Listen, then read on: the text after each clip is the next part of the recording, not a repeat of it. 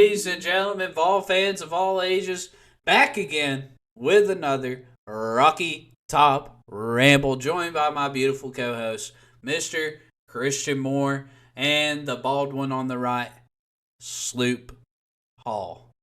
Not very How we bald do? right now. I know. I just had to. I had to. Anyways, how we feeling, fellas? How we doing? Lost this week. Feeling a little rough, but hey, it is what Whoa. it is. We came off a W this week. What you talking about? Those orange tinted glasses are huge, Christian. Whoa, whoa, whoa, whoa, whoa, whoa, whoa, whoa. They're They are. prescription powered. I woke up on Saturday morning feeling the cheesiest, Coach. We own the Wisconsin Cheeseheads. Who cares what happened Yeah. after that? It's basketball time. All right? Now, Basketball. if the result on Saturday would have changed a little bit, maybe I feel a little differently. But Ricky B, Reverend Rick, Dalton Connect, possibly Jesus. Whoa. I mean, I'm ready to make that accusation. SEC Player of the Year. Somebody come in here with me. He's that guy, pal. Christian, what do you think Pretty about it? freaking good. I know that I didn't pay for the $5 subscription to watch Peacock, but if we would have played football before that basketball game, I guarantee you I'd have watched the $5 or paid the $5 subscription to watch Peacock. Because once again, another football game and it actually means something and we're down to the very last thing and we come out, go on the road and play just about equivalent game as what we did with South Carolina last year. We need to avoid And Columbia. In November. God, No Columbia's. dude, that is so frustrating. It is so frustrating. Embarrassed. It's just embarrassing, honestly. It is But I mean, frustrating. me and you talked about it last week. I mean, our keys to the game were we got to be able to run the ball. We said, that's cliche. We ran for like 60 yards. Yeah. Their one player, I think, probably outgained our whole offense.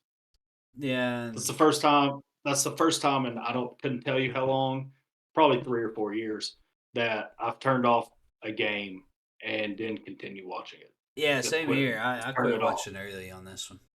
Before the pick six, all of that. I didn't quit even know watching we pretty threw a pick early. six. Yeah. I haven't went back and watched it. Usually I go back and watch it, but so I'll explain to the audience here kind of what this game was if you didn't watch it. So if you're watching right now, just close your eyes, okay? Just close your eyes. I'll lay it out here for you. It's Modern Warfare 3. It's Rust. You're on Rust, and it's Tim Tom versus Sloop Dog. And we have the exact same gun, and we both spawn in, and it's just an ass kicking. And that's exactly what Saturday was. I mean, Missouri just kicked Tennessee's ass. I mean, that's exactly that Christian. It was that bad. It was that bad. I'm pretty sure that Schrader guy's still running. I think he might have gained a mile of yardage in that game. I think he's still running. I saw a tweet after the game that they said that he was running down Chapman Highway after people had made it back home. He was still running. He was running down Chapman Highway. That was So, bad. I mean, my God. It's just like every single time you needed a play, we just couldn't make it. And what's sad is whenever we intercepted the ball on the very first possession, whenever that very first play, I was like, oh crap. I was like, this ain't good. I was like, our defense already looks like they're completely lost. That guy was running 20 yards, nobody around him. And then we get a pick, make a big play, and we go 3 and out. And from the very beginning, last year, we get a turnover like that. We get the ball where we had the ball. We're taking a shot at the end zone very first play. Yeah. And we threw a swing pass, then proceeded to run it 2 times up the middle and punt. And then we didn't touch the ball again for the rest of the quarter. And I knew at those series of events, I said, all right, so we're going to play scared to death today to make a mistake. And, we just played tight the whole entire day. And then you see at the very end of the game, like one of the things that, for whatever reason, you watched it last year under a Heupel coach team, we start putting so much pressure on ourselves. Guys individually put so much pressure on themselves to go and try to make a play. And instead of letting something happen, like the D Williams bringing it out of the end zone from 7 yards deep to give us terrible field position. Yeah, It's he had like, an off game. I That's understand. weird. It is, and it's like I understand what he's trying to do. I understand that he's like, hey, I'm going to try to make something happen to get us going, and I get it. But at the same time, it's like we had that just happen so much. Whereas like guys were undisciplined, trying to make plays, and 90% of the time, whenever you start doing that and you start pressing like that, not good things are going to happen, and that's what you continue to see over and Yeah, over and over again. I mean we can harp on how bad of a performance this was all day. Some notable things: Schrader had over 300 yards himself. Joe Milton was 22 of 34, 267 yards, a touchdown, pick six. Came late in the game. That's really not a bad stat line. He I thought also, I thought Joe I thought Joe played well enough to win. I just yeah, think that I think again, at times it's he another didn't one of run it. those things. Yeah, I just think he didn't run it whenever he needed to a few times, and he's always going to lack in a little bit of decision making and stuff like that. That's just who Joe That's what is. you're going But to get with him, though. I feel like that's to be yeah, expected. And Joe actually led us in rushing yards. He had 36 rushing yards. Um, One big key I want to hit on is, dude, Dylan Sampson didn't get the ball, and he's our best offensive player. I mean, I understand that Jalen Wright, like, he's top five in rushing yards. Well, probably not after this week. I understand that, but we have Dylan Sampson is our leading touchdown scorer, and he touched the ball 5 times Saturday, and he touched the ball once in the first quarter. I mean, or not first quarter, first half. I mean, you got to get the ball to your best playmakers, especially after Thornton went down too.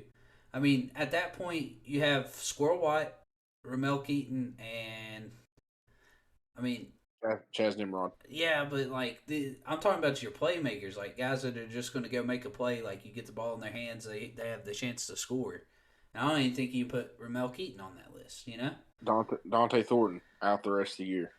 A big one, dude. yeah. That's a big one. He was just starting to hit his stride too. That's just really unfortunate because like the teams talked all year about Dante Thornton. Like he's just needing to get healthy and get comfortable in the offense. And we talked about that a little bit last week. Like it's just the more you play in this offense, the more comfortable you are. And he finally looked like he was starting to take that next step. And then, of course, the season-ending injury on a great touchdown grab, by the way. I mean, that was that was a absolutely great catch. that was a beautiful catch. He gave his all for Tennessee, and I loved it. And I think another notable thing to put here is, so even with how bad we played, pretty much all game, we had a chance there at the end of the first half to go up. If we would have scored a touchdown, we would have been up 14-13 going into half, like giving Missouri the ball back, seconds on the clock. But we had a fumble and turned it over, and then that kind of that seemed to really be the turning point of the game. Like after that, we kind of just laid down. Felt like our defense didn't give. I mean, I hate to say it, but I feel like there were some players on the defense. I don't know if they were playing with the most effort. And I haven't said that about players in a long time, since like Pruitt era, Butch Jones era. But I feel like, I mean, you can't let one guy have 300 yards on offense. Not taking anything away from him and say that, that was all on him. Like we're making mistakes constantly. We're not tackling. We're not putting our all into the tackle. Um, I don't know. I feel like I'm rambling because I'm upset, but kind of is how A it lot is of that, after a loss. a lot of that too comes down to like on the defensive side, like our front seven this year has been really, really good, but you start looking at the injuries and where they've piled up at linebacker, man. I mean, Yeah. Didn't Beasley's been Beasley? out pretty much. Beasley's still good, but the freshman, I can't even, Arian Carter, he's out. They don't know if he's going to be able to come back this year, and so you're playing basically a third string guy at one of the linebacker spots Yeah. and rotating in, and that's where they kept attacking at. They Yeah. kept throwing it on at Herring. I mean, I think that kid's going to be a pretty good player, but he's more set up to be like, hey, pin your ears He's back a and run go after the stopper. quarterback. Yeah, Yes. he's more suited for like that outside linebacker, that like he's going to be rushing the quarterback on third downs, like your blitzer type of guy. He's not a pass coverage linebacker by Yeah. any means, and it's kind of hard to hide him because Yeah. just the defense that we play. We play 4-2, so I mean, if you play that And type of defense, you got to have two really athletic linebackers, and I don't know if the position he's playing really suits his skill set. But not taking anything away from him because he's been really good on the run all year until this last game. And honestly, yeah, chasing Schrader around the field, trying to keep up with him man to man, probably wore him out a little bit.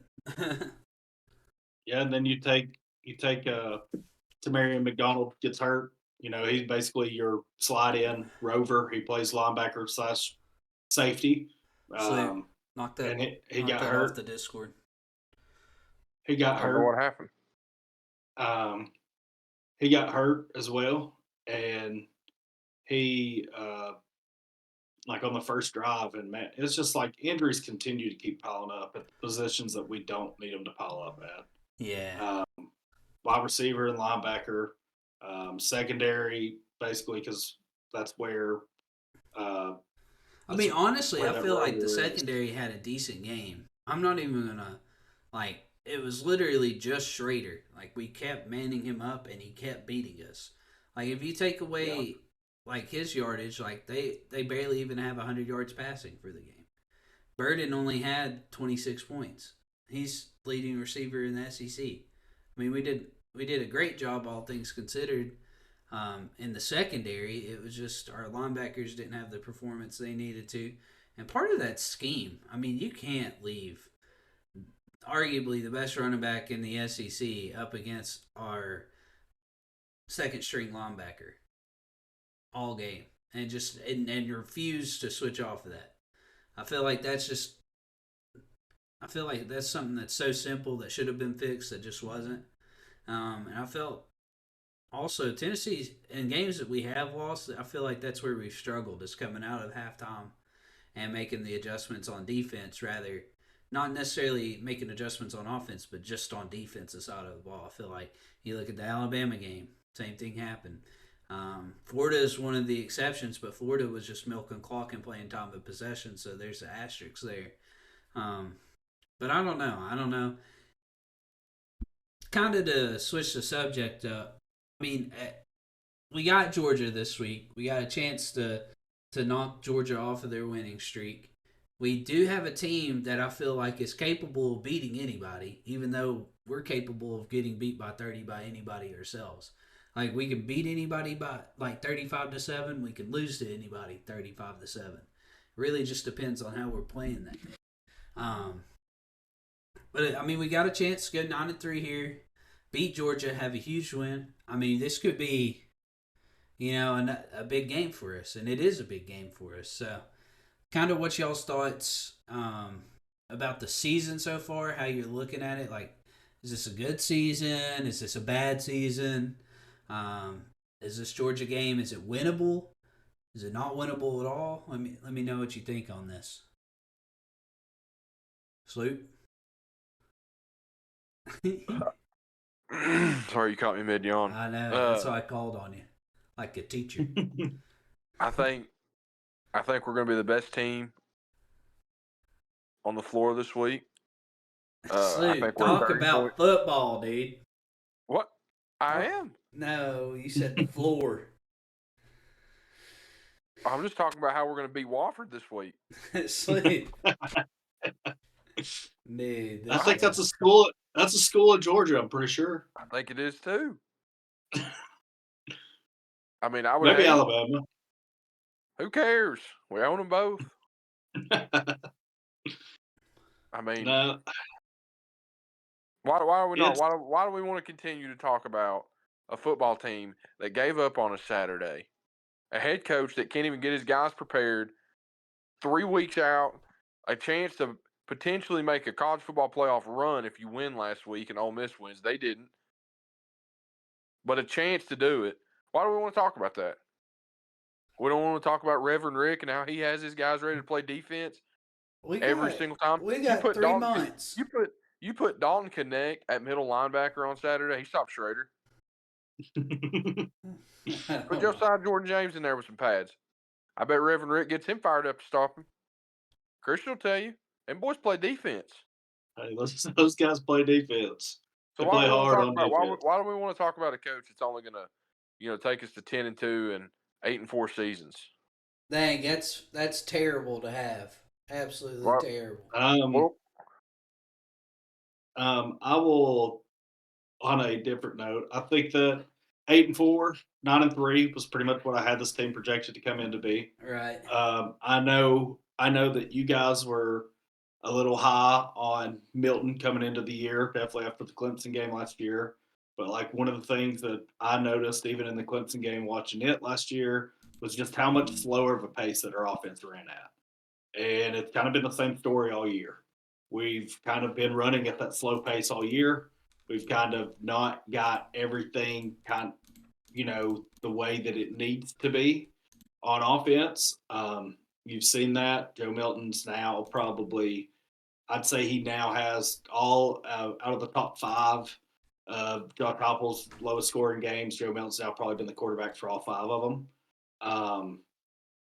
And that's not a knock on Joe Milton. Like I think he's played a lot better down the stretch. I think that he's done a lot better.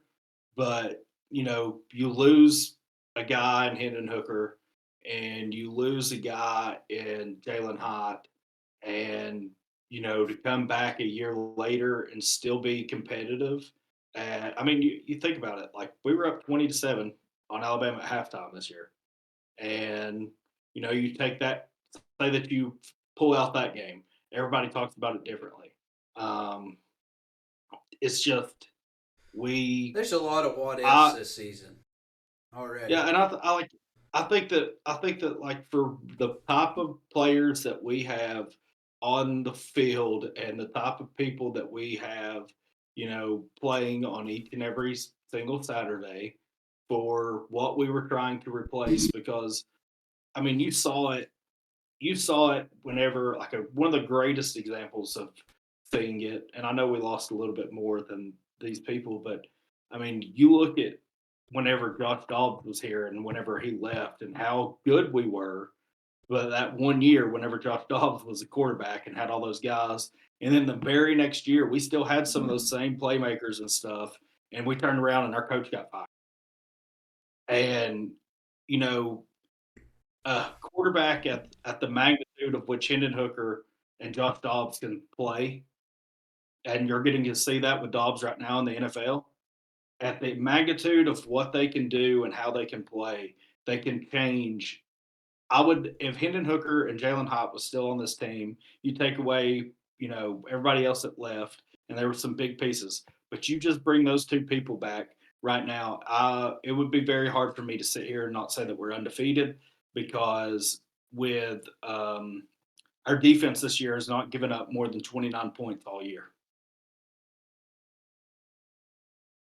Until last Saturday. No, they didn't. They didn't give up 29. They didn't give up over 29 this Saturday. Yeah, I guess so. That is true. Yeah. So they've not given up over 29 points all year, and I guarantee you that Hendon Hooker and Jalen Hyatt could have figured out a way to score 30. And it's just a huge. Like I said, I'm not rambling on Joe because he has played so much better down the stretch, and he has given us chances to win. Yeah. But Hendon Hooker and that was a guy that could make something out of nothing. Yeah. And you're not gonna have that quarterback every year. I mean, Those Yeah. only come so often. Like LSU has one right now. He's not going. Yeah, he had He's not he gonna had be there 600 after total this year. yards. Shout out Jaden Daniels. Jaden He had Daniels. 600 playing total great. yards against Florida. I Should mean, be the Heisman. it should or shouldn't? 100% should be. Yeah. Give it to Bo Nix. But yeah, that's just not a every year type of thing, and it, sometimes that's the team around him. I feel like, Joe hadn't had a lot of help to look that good this year. Like he's had a lot of receivers drop balls. I mean, we saw that come out a little bit in the Missouri game. The offensive line has been decent this year, but we've kind of had to patchwork it all year. So it's not been. It's had great run blocking all year, but pass blocking it hasn't been the same. So I mean, like you take both of those two things, and then I know Joe Milton's older, but he's also not like Hendon Hooker had a full season coming into his year. Joe Milton had 2 starts. Like a lot different scenarios on each end. But that's still with all that, we should have had we should have at least one more win on the board, if not 2. I feel like I don't know if we're a better team than Missouri, but we're definitely a better team than Florida. And then you look at that Alabama game, and it's like, what if we didn't come out flat that second half? And what if we kept the pressure on? What if our defense actually kept playing at the level they were, which may be asking too much, but still, you know. But with that, I kind of feel like I don't want to talk about the loss anymore. It's kind of time to move on. So, Sloop, do you want to transition into some basketball stuff now? You want to talk about a little b-ball? I've assumed y'all were talking about basketball this whole time. Yeah, I'm sure. We have our defense elite, hasn't given up more than 29 points all year. It's a little bit of a stretch, but I'll take dude. that. All right. What's on the schedule this week for basketball? Who we got? We play Wofford. Just Wofford, nobody else? I think so. There's no way that we only play one game this week. Regular season started. When's the tournament? SEC tournament? It's not until next week. It's not until next week, Christian. An invitational tournament, one of those things? We're always playing a Thanksgiving tournament. Is this the ones that is at the beaches? Like one of the. Yeah, oh no, we're in San Antonio this year, I believe. I think me and Hallie looked at going down there to watch it and taking a little There's trip. a beach in San Antonio. Is there? No. Got his neck. No. You didn't get my neck. We play tomorrow at 6:30, and then we play next Monday. And we play in Maui. What are you talking about? Yeah, we play. Oh well, maybe I was just faded. We got Syracuse next Monday.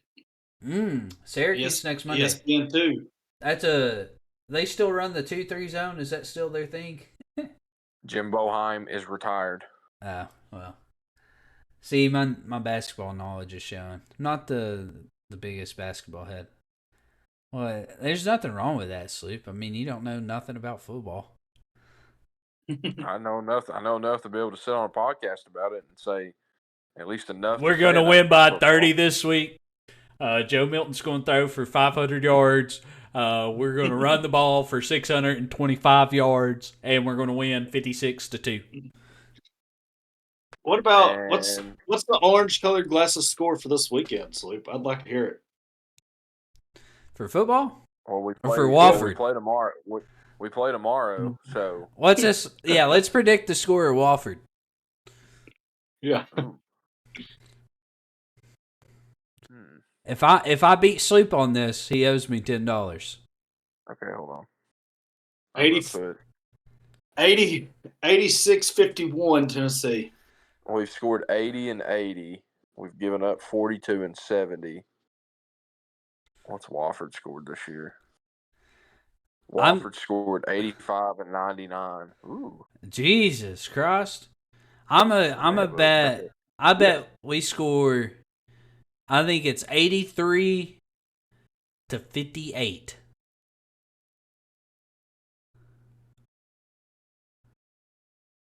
Did Wofford make the tournament last year, Christian? No. I think they did. They're usually kind of in the running for one of those teams that might make the tournament. Basketball is Man, one of those things you can beat anybody on any day, Sloop. I mean, you gonna pick so is Wofford football. over Tennessee? Why you play the game?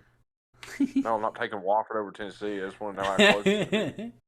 If they didn't make the tournament, I'm going like 40 plus. If they made the tournament, it might be like a 20-point game. I think. I'm going Let to me go. look at the line. I'll tell you what Vegas. Yeah, go see what the line is. Oh, Nelson's Say cheating. 6:30 He don't want tomorrow. to lose that $10. 83-58. The line is Tennessee minus 28.5. Ooh, that's right there near it. That's pretty close, Tyler. 28.5. I think it's 25. I'm That's going to Wofford to go. cover. Good teams I'm cover, going to go. Sloop. I'm going to go 78 to They must have had off not shooting. 54. That was the worst score prediction I've ever heard, Christian. I mean, that's just not even 78. close to being accurate. Not even Is that a close. cover? That's a cover. Sure. Yeah. No, Nice. no. 78-50. 78-50. Anyway, cover. no, you'd have to do like 78-49.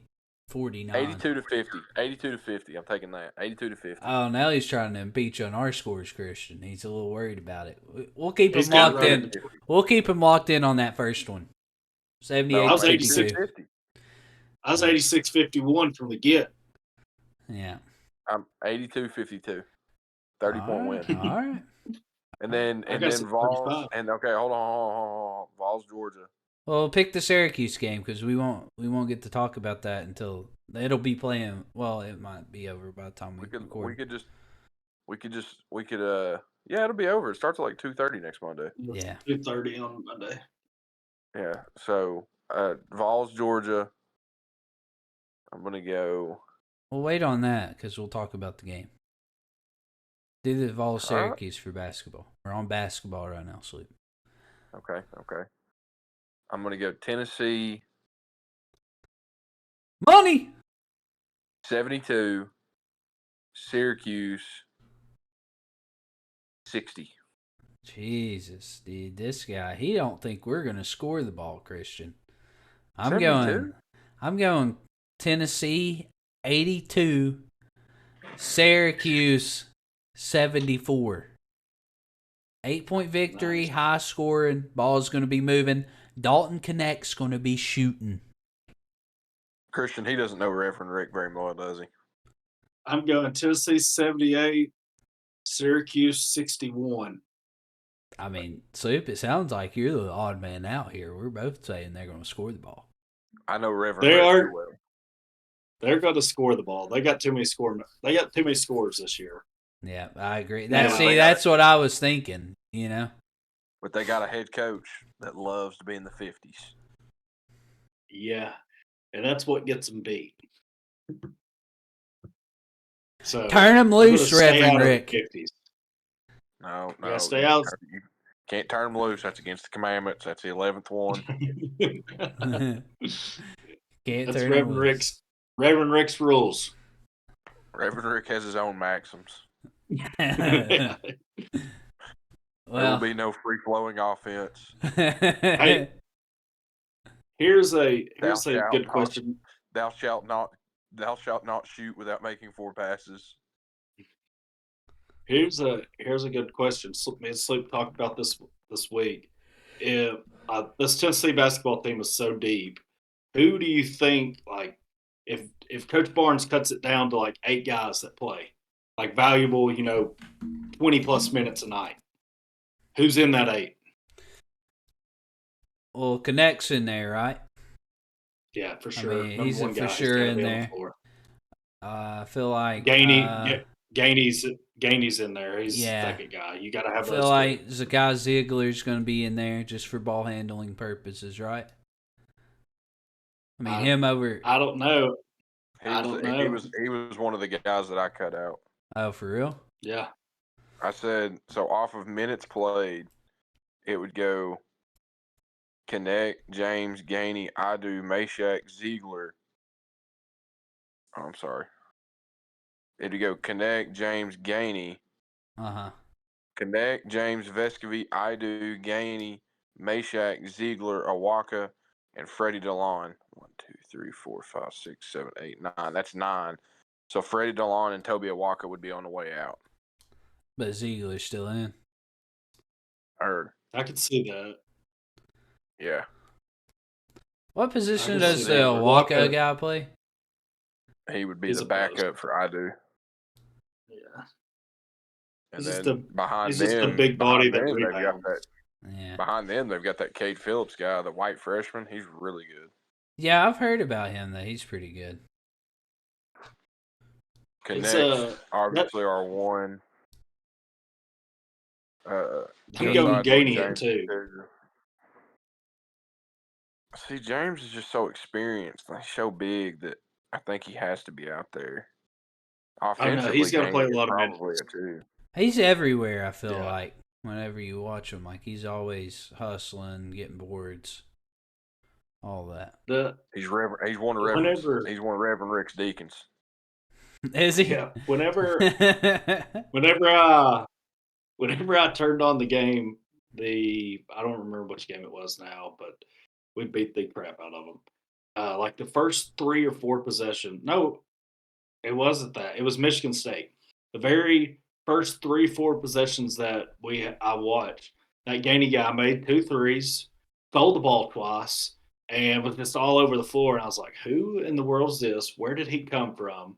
And is Rick Barnes okay with him pulling up a 3-point jump shot with like one pass into a possession? No, that And was I one mean- of the commandments. He got benched right. And I loved it. He hit it. In I in loved the it. portal, we I trust. loved it. In Portal, we I trust. loved it. It was awesome. But the Connect, like the story of the year and the story of Tennessee's basketball team this year will, one of the things that they've been missing that I've always said for the past couple of years, and Sloop, you can chime in on this if you agree or disagree, but one of the things that they've been really missing and what they've really needed was somebody that they could go to whenever they needed a basket.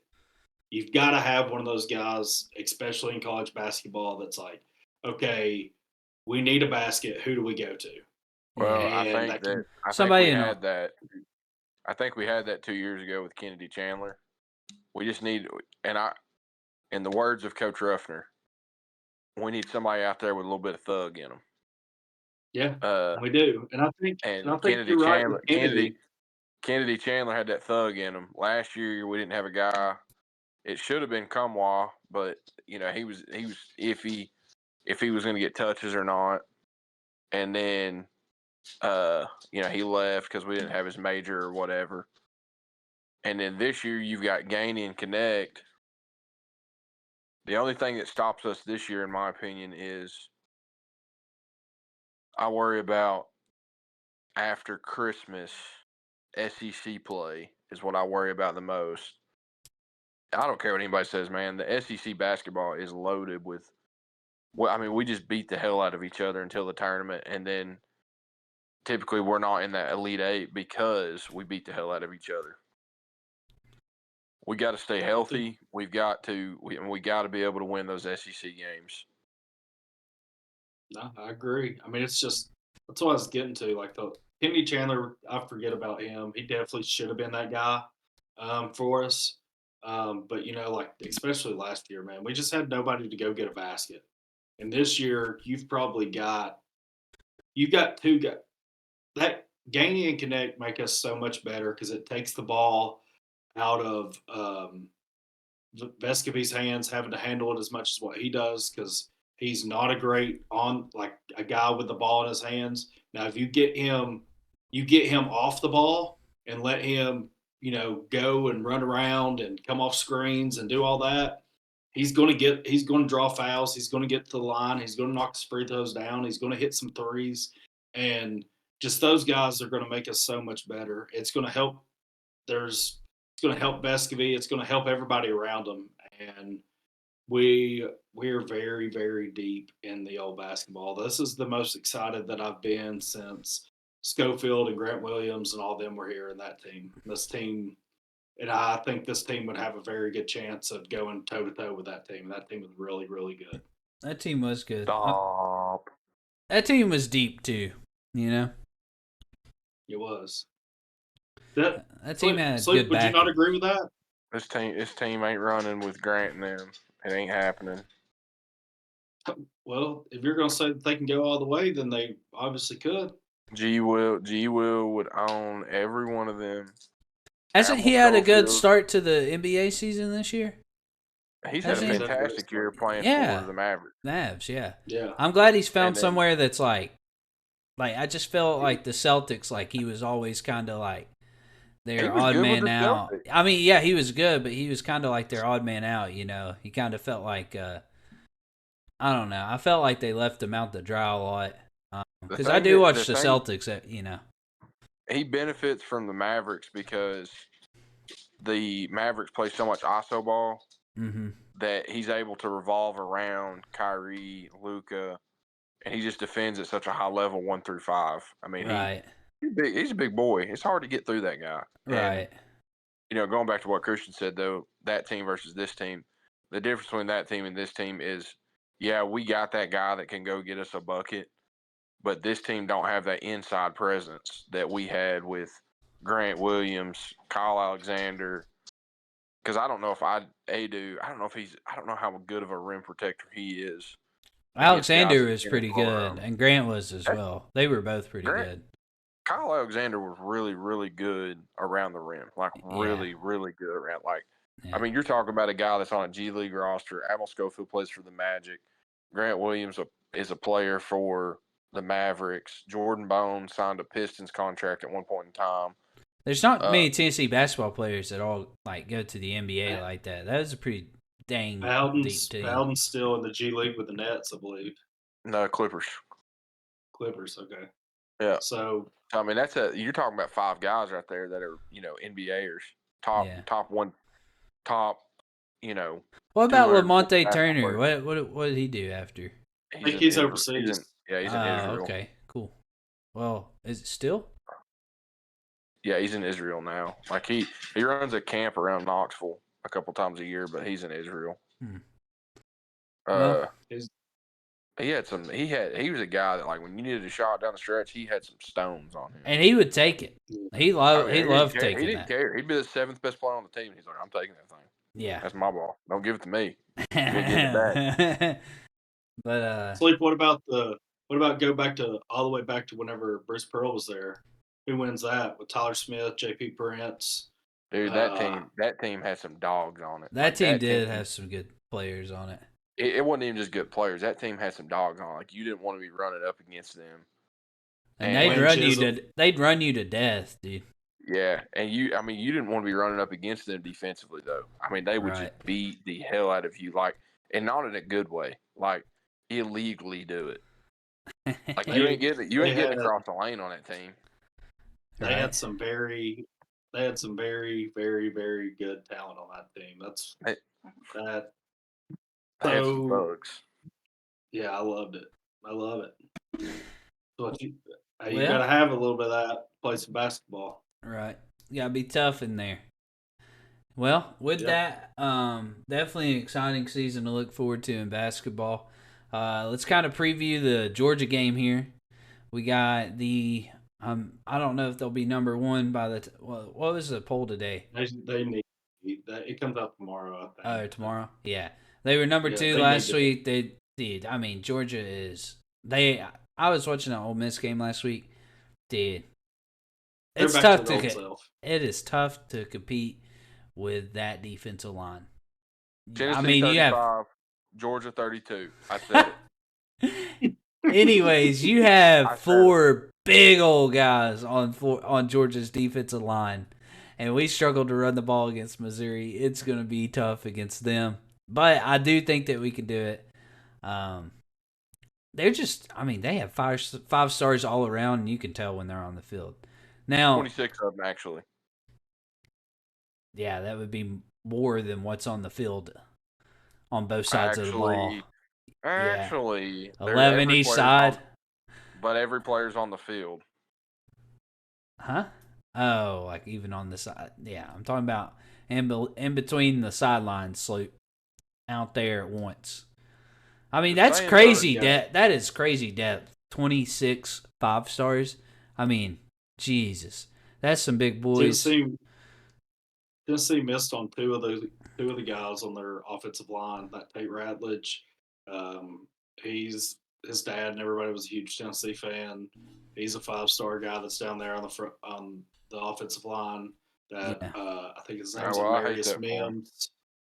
Amarius Mims. He's down there. He's been there for 2 years. He was a 5-star. Um, he's unbelievable. I met his high school football coach in Arkansas a couple of years ago and got to talk to him. He was also Jake Fromm's high school football coach, Bum. and he had the stories and stuff about what they were doing whenever they were trying to recruit him and different things like that. Crazy, but I mean, there's two guys right there that Tennessee just barely missed out on, and those are hard recruits to dude, get, dude. Like, I mean, I know you they're so kind of good. feel like you should get them because like their dad played here, all that. But how are you going to convince somebody? And I love Tennessee. I do. I think it's a top university. Like, it's definitely a huge football school, right? But Georgia is too, and Georgia's also winning national championships. And you could go play at Georgia with the 20 other 5-stars that's going to be playing next to you and getting reps in with those guys, or you can go play at Tennessee with 3 and 4 stars and a couple 5-stars. I mean, we're just not to that point of recruiting yet. And what it's going to take is just to have that one class that, like, you get like those 4 stars that end up being really good, and then that kind of just propels you from there. And I think we're on the right track. I just hope that that's one of the things that with this class right here that we have now is you just hope you don't lose anything from this class. Yeah, that That's 2025 class is starting to look really good. We've had a great start to that. And then 2024 class is really good. Yeah. It's really good. We're going to have, I mean, obviously after the season, you're going to have more because coaches are going to be on their recruiting trail a little bit. But, I mean, you're really going to start to see what these classes are shaping up with soon. And we'll see kind of how we end up against the rest of the SEC there. But I think one of the biggest things is going to be the portal, especially for offensive linemen. I mean, that's just a position we're going to have to fill. I mean, we're gonna have all new offensive linemen next year. I mean, that's we're gonna have to go get some offensive linemen. We're gonna have to go get some wide receivers. Yeah, and that's not a knock to our receivers. I mean, I don't know. Has anybody heard anything about Brew? Like, is he gonna come back? Has he decided that? Do we know? I mean, I'm sure we'll see a Vanderbilt game on senior night. He ain't gonna say nothing until after the season's over. Right. Yeah. Because isn't the rule that he can't get an agent, but he could go to the draft if he wanted to?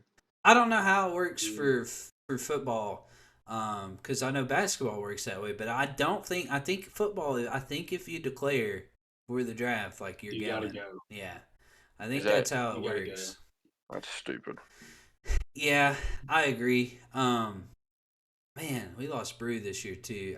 We didn't even talk about that earlier. We've had some unfortunate luck. We've had some injuries. We're their third string wide receiver at that position, third string linebacker.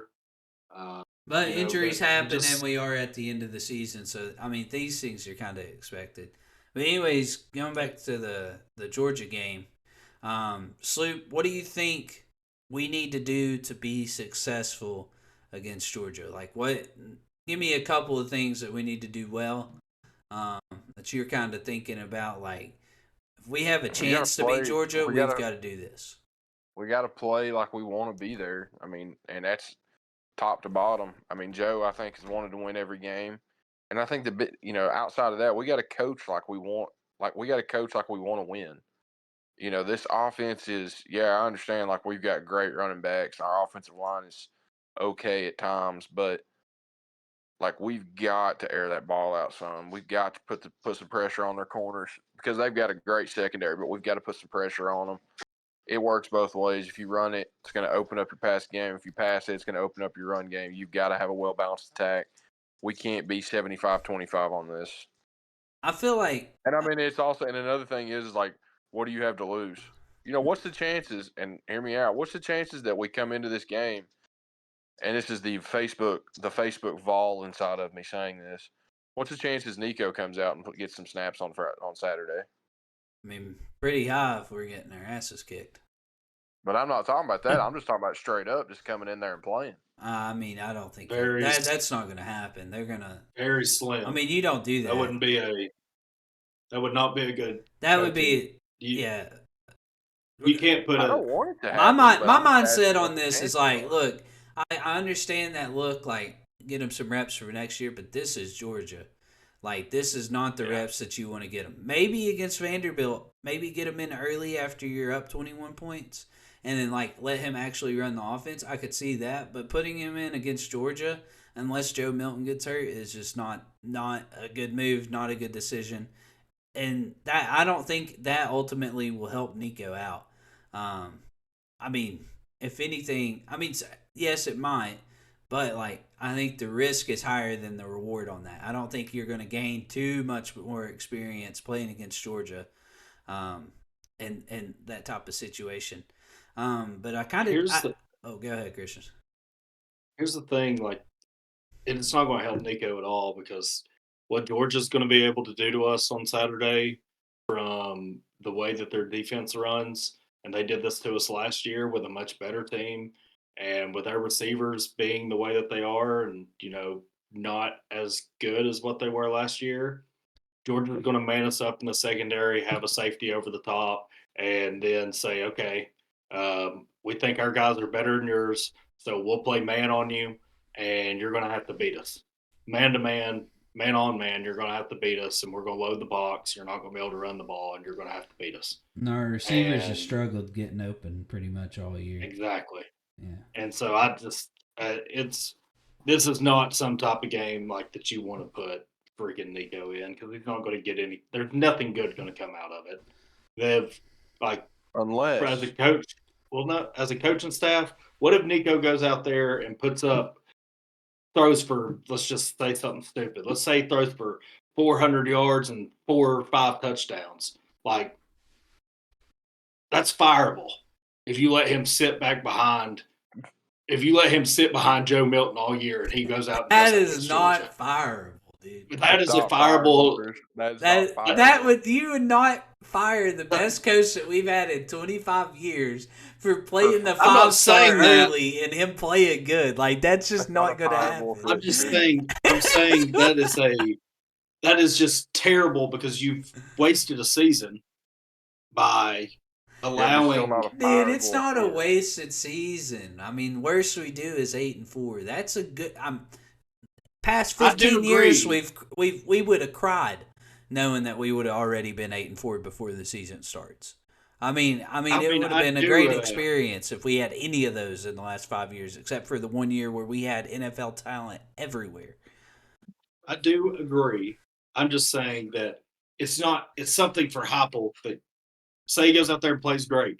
Now everybody's pissed off that you didn't play him all year. Then I'm gonna tell you right now that I do get what you're saying, though. I get what and Nico did that. I'm not going to be pissed at Heupel because we just beat Georgia and knocked them probably out of the playoff. Yeah, like that's going to be everybody's going to be hopped up.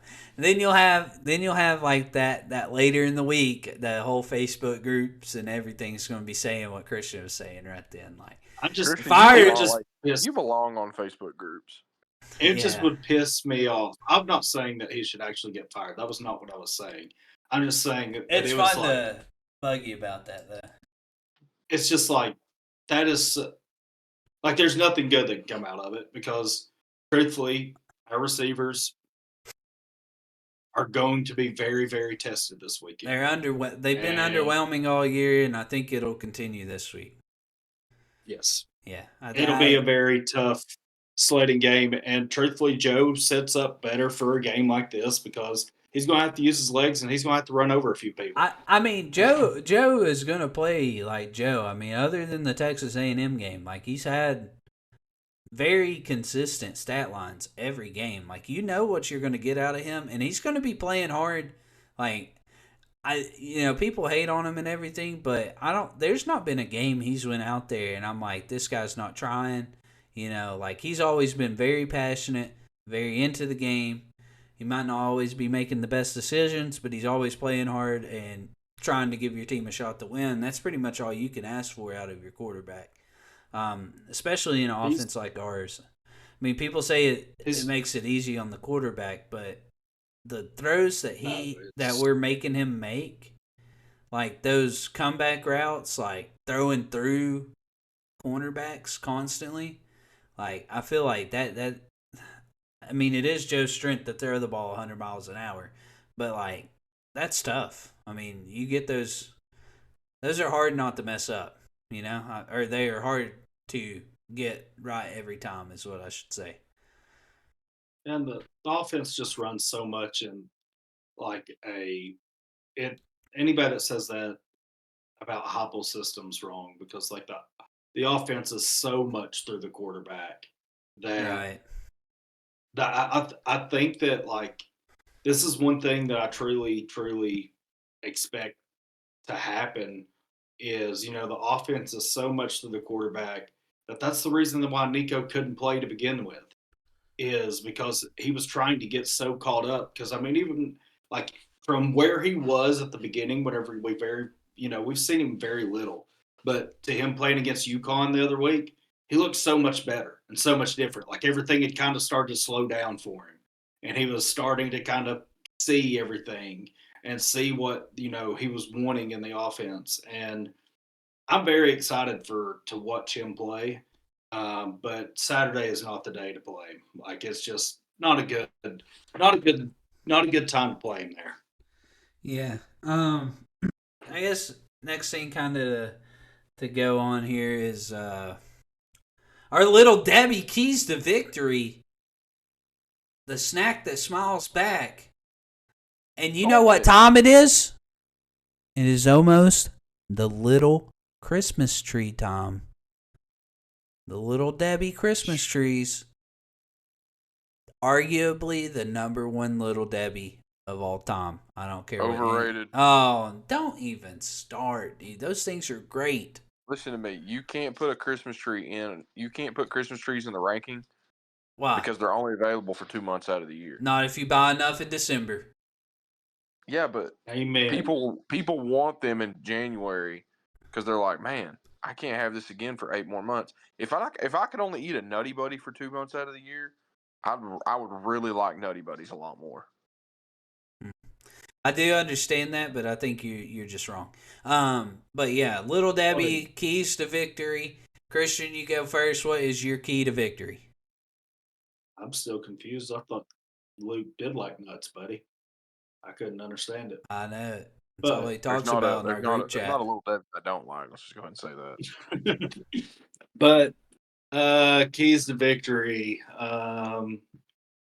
God.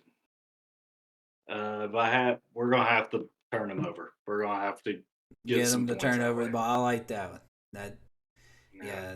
We're gonna have to win the turnover battle. I mean, their offensive show that they can sputter at times. I mean, I definitely think if you're turning it over and their offense isn't clicking how it, I mean, Ole Miss's defense is terrible. We've seen that year in, year out. And stop shooting ourselves in the foot. Yeah, those are the two. Because we're sitting out here talking about this earlier, and I wanted to say something, I didn't. But one of those drives towards the end of the game too that we had in the Missouri game, drove down the field, get a first down, called back for holding. I think we got another first down after it, called again for holding, ended up in 3rd and 20. Whenever we would have been 1st and 10 at the 8 with like a Dylan Sampson run that got us down all the way to the 8-yard line. All of it got called back. Heck, squirrel flat backed a guy and got called for a holding. It is piss poor officiating again. But we also quit beating ourselves. 2 keys for me is stop beating ourselves and win the turnover battle. You do both of those things, you got a chance to win.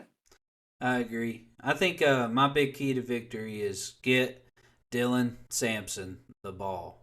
Let him touch the ball and let him do what he does. I mean, there's not another player on our team that is as effective as he is with the ball in their hand. It's just that simple. He is our best player. He's a sophomore. I know. He's got a great running back in front of him. I know. but he is our best player. He leads us in touchdowns this year. We have to get him the ball. Sleep, what's yours? Get Dalton Connect the ball. Jordan Gainey needs to see more than 15 minutes. Let Reverend Rick cook with the defense. And just let the players play, man. Just let the players play. You're so like stupid, dude. You're so stupid. All right. What? Sleep has completely moved on to basketball. He's done with it. He I won't Tyler, stand for this. I won't stand for this, Sleep.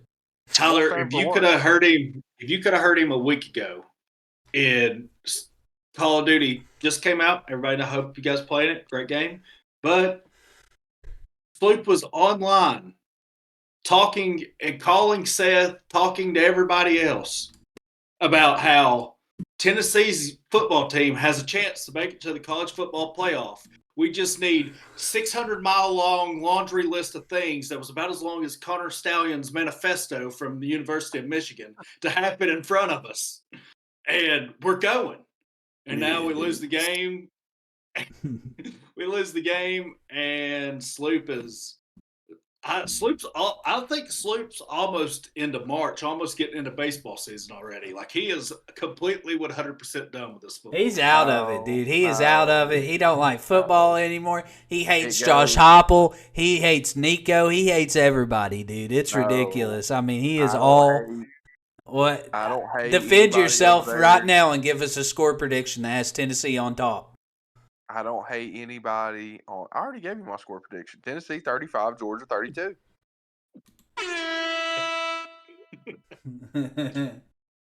And I don't hate anybody on the football team except for the lackluster effort that we gave this past Saturday. I just want to see a team give it their all on defense. That's it. I want to see Dalton Connect be an animal.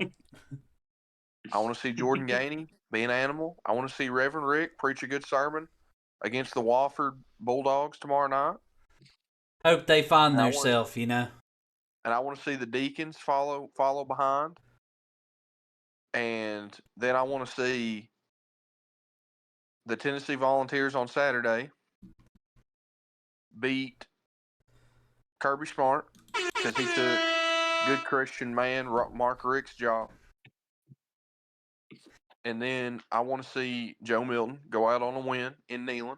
And then get a McDonald's meal after. A McDonald's meal afterwards. And then I'd love to see the Titans win on Sunday, which is probably not going to happen. But Will Levis is back to earth, boys. He's back. Well, I mean, he is back to the earth because every time he gets the ball, he's hit right away. He lives on the ground. I mean, our offensive line. Christian, did you watch the game? Did you watch the game Sunday? I didn't get to watch any of it. We are the worst offensive line in NFL history. And actually, we're the second worst. We're the second worst in the league. Yeah, we still got 9 games to go. I mean, we will be the worst. I mean, Sloopy, we are terrible. It is hard to watch. 3 words. Atrocious. No, Lunch, I'm telling you. Like, I watched our left tackle twice fall down before the defensive end touched him. Now, hold on. He's going to play. Raduns or whatever, Ray Duns. He's trying, but he's just not big enough. He's not a left tackle. He got thrown in. I know. Dillard got hurt. So I mean, but Dillard's Dillard is awful. He's probably the worst offensive lineman. Now don't we have a good rookie offensive lineman that's pretty dang good? Yeah, Well, they drafted him in the first round. Yeah, Skrakowski from like Northwestern. He's pretty good. He's our left guard. He's the highest ranked rookie offensive lineman. Yeah, he's playing pretty good, but he's got 4 shitters around him, so it really doesn't matter. Anyways, going back to the Vols, Georgia, my prediction, I don't have as much of orange tinted glasses on, and it's my first loss I'll predict. But I got Tennessee losing in a close one, 31-28. Georgia hits a field goal as time expires and breaks our hearts in Neyland. I No. mean, I won't be able to handle it. I won't do the pod next week. I won't do it. If we're not talking all basketball, I won't be able to do it. I think that's what's going to happen. I think we're going to play a heck of a game. Our defense is going to bounce back, and it's going to be like a 49-yard field goal, right there on the cusp of he's probably going to hit this, but, this is one that he definitely could miss, and then it goes up, and it kind of bounces off the upright and goes right in, and we just, like one of those, like, all right, I'm going to go play games now. I don't want to talk to nobody. Christian, what's your score prediction? Well, I will first say what Georgia has been able to do over the past 2 years has been incredible because we have watched for 2 years in a row Tennessee kind of get close to that point, have a chance to be able to do something and go down on the road and absolutely piss all the way down their leg. So for what they've been able to do for 2 years, incredible. But with that being said, for whatever reason, this is the most Tennessee thing in the world. Just go and get absolutely just boat raced by a Missouri team. And then somehow, some way, you lose a game that you probably shouldn't have lost, play absolutely terrible. And the most Tennessee thing in the world to do would be to come back to Neyland and just absolutely dog smack Georgia. I can't believe what I'm That hearing. I can't believe what I'm hearing, yes. dude. Yes. I cannot believe this, dude. That would be the most Tennessee thing in the world to do. Go ahead with it, Christian. Let me know. Let me know. My final score prediction: Georgia 41, Tennessee 14. Oh, that's oh no. That was like a girl taking me out to dinner, bringing me home, drinking the coffee, and then all right, you got to go home. So, all right, I had fun tonight. What a heartbreaker! You're such a good friend. I'm not gonna lie though. I swear to you, if I was putting money on a score, it would be somewhere in that ballpark. But this would not surprise me whatsoever for Tennessee to literally come out and win this game. It would not surprise me whatsoever for them to go and give up 300 and something yards to the Division II running back from a school we've never heard of, to then come back and not even give up 300 yards to the number one team in the country and play just completely lights out and play the best game we've played all year. And it would be the most Tennessee thing to do. Yeah. Because we always go and beat somebody every year on our schedule that we probably shouldn't have beat. And we lose to somebody we shouldn't have. Well. All right, listen. I'm getting off here. I love you guys. Go Vols. Beat Wofford. Beat Georgia. Why are you barking like a dog? You said Wolf. No, I said beat Wofford. Oh, my bad. I need you barking like a dog because it's Georgia week. Beat Wofford. Beat Georgia. Beat Syracuse. Who's the Titans play? Doesn't matter. Who do they play? I don't know. It doesn't matter. It's probably Houston. in prime time again. We play somebody. We play somebody than the Colts. I know that. I think it's either Jags or Houston. I hope we play Houston. We're about to put C.J. Stroud in the ground. Yeah. Fuck you say to me, you little shit! Love you guys. Whoa! All right. Rocky Top Ramble, appreciate you watching this episode. Everybody subscribe, like, comment on the video. Let us know what your score prediction is going to be. We appreciate you hanging out, listening to the podcast, and we can't thank you enough for the support that you've shown on the Facebook group, the YouTube videos. Yeah. Love you. Bye. Go Big Orange.